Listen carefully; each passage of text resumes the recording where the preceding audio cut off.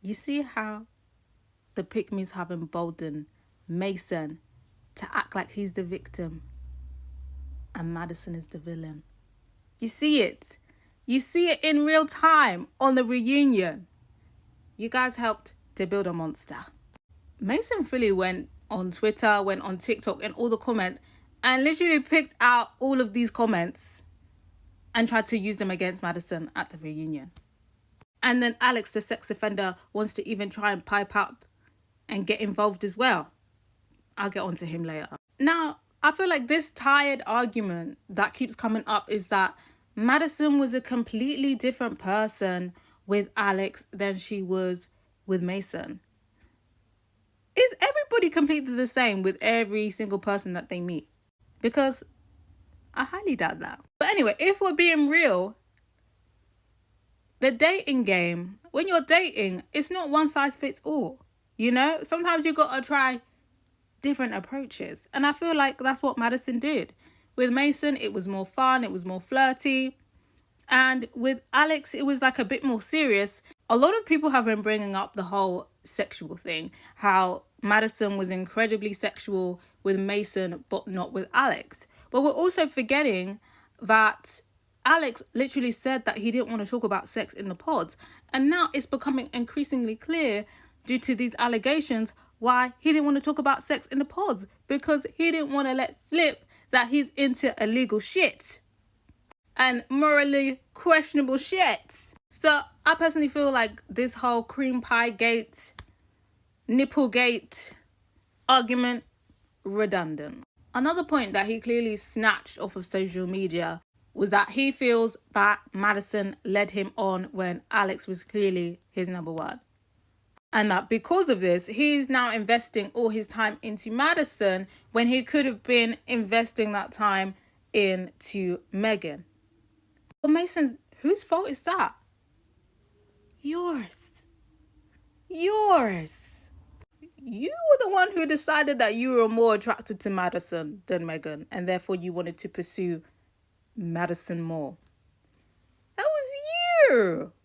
And on top of that, they're dating. When you're dating, you have a roster. You might have a favorite on your roster, but you still have a roster and you still got to keep your options open. And that's exactly what Madison was doing. She was keeping her options open. And she said, you know, sometimes Mason would be her number one. Sometimes Alex would be her number one. Like, it wasn't a linear thing. And personally, in dating, I just feel like until somebody makes a commitment, I don't think people should be doing like saying, well, you know, she clearly liked Alex more, so now she should automatically go for Alex when Alex has not made a commitment yet. No, you should be keeping your options open and not be putting your eggs in one basket. Absolutely not. Now, one twist that I keep seeing people twisting things, saying Mason was doing the same thing, having two options open, but Madison was mad at him for doing the same thing. No, it's not the same thing. Because this is now where we come to the crossroads, right? Madison told Mason, look, we've both got two connections, but I'm kind of feeling Alex more. I'm not really getting any reassurance from you, and I'm swaying more towards Alex. So, like, where do we go from here, basically? Madison pretty much told Mason, Alex is my number one, right? Alex is my number one. So she told him outright, Alex is my number one. I'm not really getting that much reassurance from you. And I'm swaying towards Alex. To me, that translates to I like Alex more. To me, that didn't translate to you now have to make this commitment to me. So when people are saying Madison pressured Mason, where is this pressure coming from? Is it coming from your delusion? Because Mason could have easily just let Madison go and been like, you know what, if Alex is your main option, then go with Alex. The same way he's basically saying, oh, Madison stole that opportunity with me and Meg. Why didn't you then give Alex Madison on a silver platter then? If the same logic applies, Madison. But no, Madison was clearly his number one. He didn't want to let Madison go. She's slipping away. She likes Alex more. She says that she needs validation from him. He really wants Madison. So he goes and he says, I'm going to make a commitment to you. So Madison now takes that into consideration, right?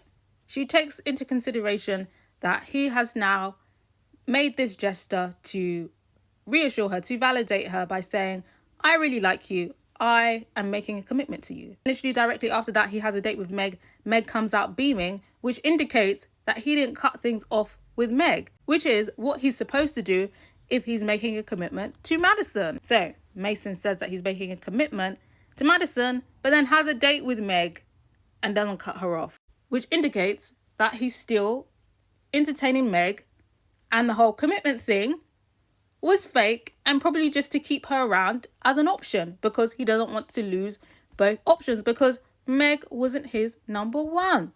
Madison peeped that. Gives Meg the heads up. Hey, this guy is not true to his word. I feel like he's playing us. Madison then goes on a date with Alex. Alex makes a commitment to her by making her his girlfriend. Ridiculous, I know, but a commitment all the same. Alex was Madison's number one. She has now got the commitment and reassurance that she wanted. Now she's going to go break things off with Mason, who is her next date. She informs Mason that he's full of shit. She knows it, calls him out and says, I've told Megan as well, by the way. Mason panics, starts switching up saying, what I said was a mistake. I didn't mean to say that. Actually, Megan is my number one. Mason, did you not say that you wish that you didn't invest all your time into Madison? Right? He said that at the reunion. He wishes that he gave that time to Meg. Because in his own words, what he had with Madison was so special. And it's only after watching the show back that he now believes that he's been duped and been treated like crap. But in the moment, Madison was his number one. So his whole thing about switching up and making a mistake was a bunch of bullshit. And it's all conveniently Madison's fault. You see how men run game. The manipulation, the gaslighting.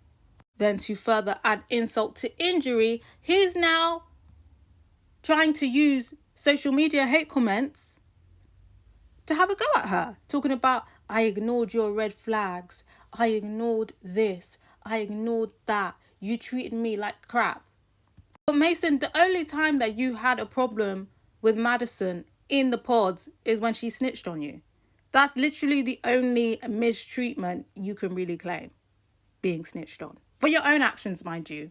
I'm really proud of Madison for standing up for herself and calling out the hypocrisy. The pygmies in this fandom, in the Love is Blind fandom, let these men get away with murder. They embolden these men so they can come out and find more victims to run game on. If you could not see how Mason was being so manipulative, gaslighting, it was scary. It was scary. And Madison was absolutely right. Mason was manipulative in the pods, and we see it now in full display at the reunion. But I gotta know you guys' thoughts, because I still feel like the pygmies are out there. Let's talk about it. Let's talk about it. I feel like you cannot deny the manipulation from Mason now. Let's talk about it. Let me know your thoughts.